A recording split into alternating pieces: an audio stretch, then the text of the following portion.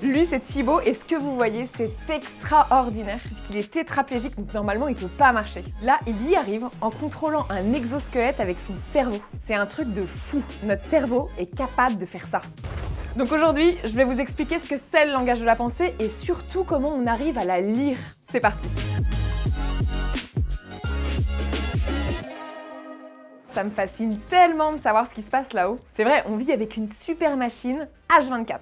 On s'en sert tout le temps et on est encore bien loin de la connaître par cœur. Là, par exemple, quand vous regardez la vidéo, vous pensez peut-être aussi à ce que vous allez manger ou faire après. Et il y a des zones dans votre cerveau qui regroupent des neurones qui sont en train de s'activer. Et entre eux, ils vont communiquer par l'intermédiaire de messages électriques.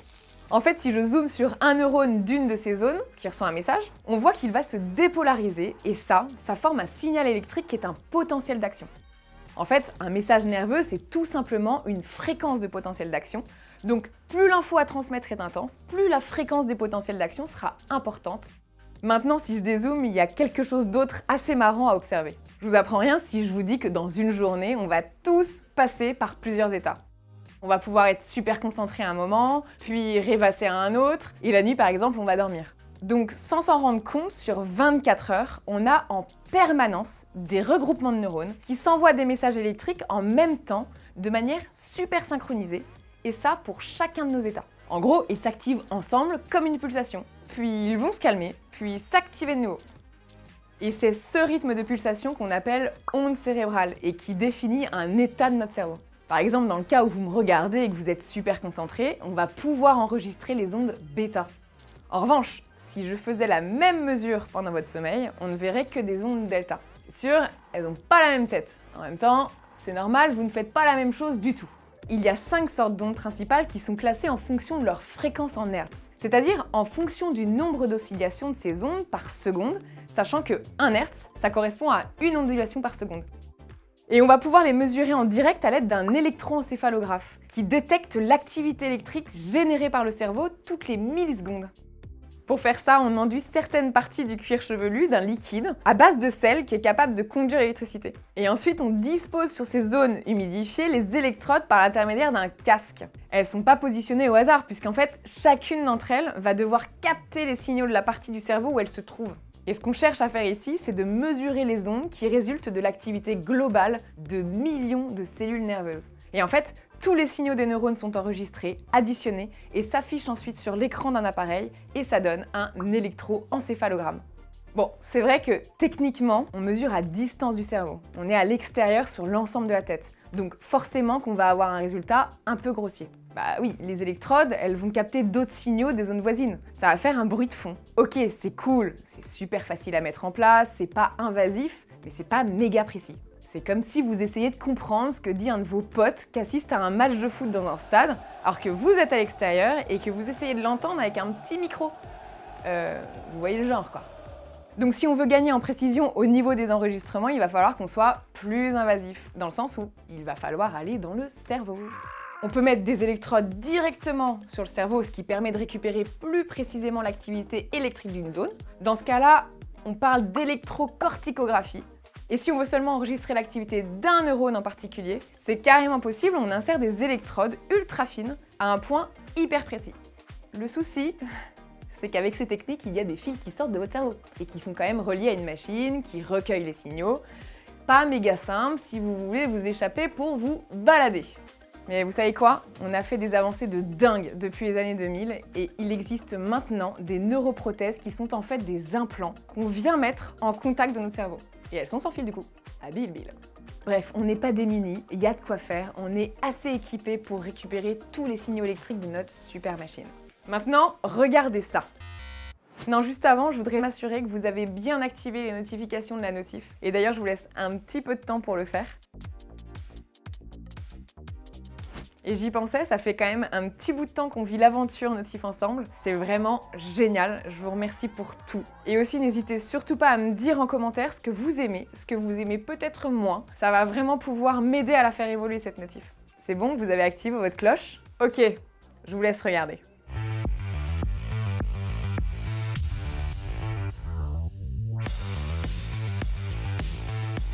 Vous ne rêvez pas, ces personnes sont bien en train de jouer au foot par la pensée. Ils arrivent à communiquer avec la balle et lui donner des ordres. C'est typiquement ce qu'on appelle une interface cerveau-machine. Bon, ça fonctionne pas par magie, il y a forcément des systèmes derrière tout ça qui captent ce qu'on imagine dans notre tête, qui vont les mesurer et ensuite les interpréter pour donner la commande à l'objet. Et si je vous ai parlé de l'activité électrique de notre cerveau tout à l'heure, c'est pas pour rien. Allez, on va dire que vous aussi, vous voulez participer à cette nouvelle compète de foot par la pensée. C'est bon, vous êtes chaud, vous êtes inscrit dans les startings. Mais bon, pour gagner, va falloir un petit peu s'entraîner. Ok, ça tombe bien, je peux vous coacher. Vous allez commencer par fermer les yeux. C'est bon? Maintenant, vous allez visualiser la balle qui roule à droite. Eh bien, ce que vous venez de faire, ça génère une activité électrique dans une zone très spécifique de votre cerveau, le cortex visuel. C'est son activité qu'on enregistre avec des petits capteurs qui sont situés en face de cette zone à l'arrière de la tête. C'est exactement le même principe qu'un électroencéphalogramme. Et ensuite, ces données de cette activité, elles vont être fournies à un logiciel de traitement. Plus vous allez vous entraîner à penser à cette balle qui tourne à droite, plus ce sera facile pour vous et plus l'enregistrement électrique de cette action sera super précis. C'est vraiment un entraînement entre vous et la machine. Vous apprenez tous les deux en même temps. C'est ce qu'on appelle la co-adaptation. Après, vous pouvez très bien imaginer dans votre tête faire un autre mouvement, comme serrer le poing droit, pour que la balle aille à droite. On s'en fiche, le but est vraiment d'associer un signal électrique de votre cerveau à une commande de l'objet. On appelle ça du mapping. On éduque le logiciel de traitement de données, on lui apprend à reconnaître les signaux. Une fois que vous avez bien taffé à ce niveau-là et que vous avez fait exactement la même chose pour que la balle aille à gauche, le logiciel de traitement de l'info a normalement bien intégré que telle pensée signifiait telle commande de l'objet. Ça y est, c'est le jour J de la compète, la partie de foot est lancée. Et ce qu'on va faire, c'est qu'on va enregistrer en continu l'activité électrique de votre cerveau. C'est-à-dire qu'elle sera envoyée en permanence au logiciel de traitement. Son rôle, ça va être de classifier tous les signaux électriques qui lui sont présentés et de repérer ceux qui correspondent à ceux de l'entraînement. Donc pendant la partie, il va se dire « Ah c'est bon, je reconnais le message de ces ondes cérébrales, j'ai telle puissance, telle fréquence, ça veut dire qu'il faut que j'envoie la balle à droite. » En gros, il classifie les informations qu'on lui apporte, il voit s'il y a une info qu'il sait reconnaître et si c'est le cas, bingo, il peut envoyer la commande à l'objet. Parfois, pour que cette classification soit plus rapide, certains logiciels utilisent même de l'intelligence artificielle pour les aider. Alors ça, c'est une application ludique, c'est super cool de jouer au foot par à penser, mais en fait, il y a plein de domaines qui profitent de ces interfaces cerveau-machine. Et s'il y en a bien un en particulier, c'est celui de la santé. Il existe des projets vraiment chouettes et révolutionnaires. On retrouve Thibaut dans son exosquelette. C'est un squelette extérieur qui est robotisé et contrôlé par son cerveau. C'est grâce à lui qu'il peut bouger. Et Thibaut fait partie du projet Brain Computer Interface, dont Guillaume Charvet est responsable à Clinatech. Ce projet-là a pour objectif de faire la preuve qu'il est possible pour une personne tétraplégique de contrôler un exosquelette 4 membres à partir de la mesure et du décodage de son activité électrique cérébrale. La première chose dans une interface cerveau-machine, c'est de venir capter l'activité électrique cérébrale. En particulier au CEA, c'est un centre de recherche technologique, on a travaillé sur le développement de circuits intégrés capables d'enregistrer des signaux de très faible amplitude. C'est ces signaux-là qu'on vient et qu'on peut être capable d'enregistrer, donc d'amplifier, pour avoir un signal de qualité suffisante, toujours pareil, pour arriver à contrôler cet exosquelette, donc quelque chose d'assez complexe. On a vu qu'il existait plusieurs méthodes pour enregistrer l'activité cérébrale et celle qui est développée par Clinatech est celle-ci. Ce dispositif que vous voyez ici, il est composé, donc on voit ici, de 64 électrodes. À l'intérieur, donc, il y a une électronique dédiée qui va enregistrer cette activité cérébrale et un système qui va transmettre de manière sans fil les données grâce à ces antennes. Et ça, bien sûr, c'est totalement implanté. On vient enlever un morceau d'os au niveau de la zone qu'on veut mesurer, donc principalement au niveau du cortex moteur, un sur le cortex moteur droit et le cortex moteur gauche. Et l'idée, c'est de pouvoir ensuite placer l'implant à la place du morceau d'os qui a été enlevé de la manière suivante. Pour le patient, il y a après ses cheveux, la peau, etc. Donc, il n'y a aucun problème. Et ce qui permet ensuite de pouvoir capter de manière suffisamment précise l'activité électrique cérébrale. Le patient Thibaut, qui a fait partie des premiers essais de contrôle de l'exosquelette, ça fait maintenant quasiment 4 ans qu'il est implanté avec ce type de dispositif. Une fois ces implants développés, il a fallu aller décoder l'activité cérébrale générée lorsque le patient réalisait un mouvement. On a des méthodes, en particulier d'algorithmes, basé sur des méthodes d'intelligence artificielle, hein, c'est du machine learning. Et l'idée, c'est d'arriver à interpréter l'activité cérébrale correspondant à un mouvement donné. Donc, c'est faire une table de correspondance, si je le fais très très simple, entre des signaux électriques qu'on a au niveau du cortex et une intention de mouvement du patient. Le décodage de cette activité cérébrale va se faire en 2 phases. La première est celle de la calibration d'un modèle de décodage. On va demander pendant cette phase-là au patient de réaliser des tâches spécifiques qui sont connues du système. Par exemple, on va lui dire « pense et imagine bouger ton bras pour atteindre une cible en haut à droite dans un environnement en 3 dimensions ». À partir de là, on connaît le mouvement qu'il doit normalement réaliser et en parallèle, on mesure l'activité électrique cérébrale correspondante à ce mouvement-là.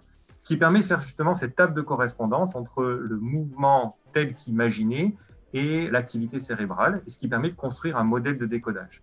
Puis après, grâce à des algorithmes sophistiqués, on va être capable d'interpréter n'importe quelle trajectoire dans un environnement en 3 dimensions. C'est-à-dire qu'après, le modèle, il ne va pas être simplement cantonné à décoder uniquement les trajectoires sur lesquelles on l'a entraîné et appris. Après, le patient il aura la possibilité de comment contrôler dans un environnement en 3 dimensions, par exemple, le mouvement de son bras. Et la deuxième phase sera l'utilisation de ce modèle de décodage. On a développé un exosquelette 4 membres, donc capable de pouvoir maintenir le patient dans le système complet, c'est-à-dire qu'on a un système d'orthèse dans lequel le patient est installé. Dans le dos de l'exosquelette, on retrouve des ordinateurs qui vont être capables de récupérer les signaux enregistrés, donc l'activité cérébrale, mais également de les décoder en temps réel. Ça, c'est un point très important, c'est-à-dire qu'il faut qu'on soit capable de décoder ces signaux-là le plus rapidement possible pour qu'il n'y ait pas de décalage entre l'intention du patient, donc le mouvement imaginé par le patient, et le mouvement réalisé par l'exosquelette. Dans le cadre du projet mené avec Clinatec, on ne propose pour l'instant pas une solution pour demain matin à la maison ou dans la rue, mais l'idée c'était de faire la preuve de concept que cela était déjà possible, et ça c'était déjà un point très important. À la suite de tout ça, ils ont obtenu les autorisations des autorités réglementaires nécessaires afin de démarrer un essai clinique dont Thibaut fait partie. Mais Thibaut a dû apprendre à utiliser progressivement cet exosquelette, aussi bien chez lui avec l'aide d'interfaces virtuelles qu'au centre Clinatec. Donc l'idée, c'est justement d'entraîner les patients à réaliser ces tâches mentales d'imagination motrice les plus précises possibles. C'est comme l'entraînement d'un sportif qui va réaliser son mouvement plein de fois, plusieurs fois, et ce qui va permettre d'affiner ce mouvement au fil de l'eau. Pour arriver à faire la démonstration de contrôle de l'exosquelette, c'est-à-dire de la marche des 2 bras en 3 dimensions et également de la pronosuppétation, c'est-à-dire la rotation des poignets, ça nous a pris à peu près 2 ans. Dans ces 2 ans-là, il y a 2 choses qui sont passées. Effectivement, il y a le temps d'entraînement du patient, mais également, au niveau de l'équipe de recherche, on a découvert énormément de choses de notre côté et on a progressé également avec le patient. C'est-à-dire que le patient faisait partie de l'équipe et on a cherché ensemble les stratégies d'entraînement, de décodage et de contrôle qui étaient les plus appropriées. Et donc, effectivement, il y a toute une progression, que ce soit du patient et de l'équipe, pour arriver à ce résultat-là, qui était la première fois qu'on faisait et on réalisait ce type de choses. L'essai clinique est toujours en cours. D'autres patients se sont joints même à l'aventure. Ça va permettre à toute l'équipe de Clinatec d'améliorer encore plus la finesse du décodage et d'avoir des algorithmes encore plus précis pour que, par exemple, un patient puisse prendre un verre et boire.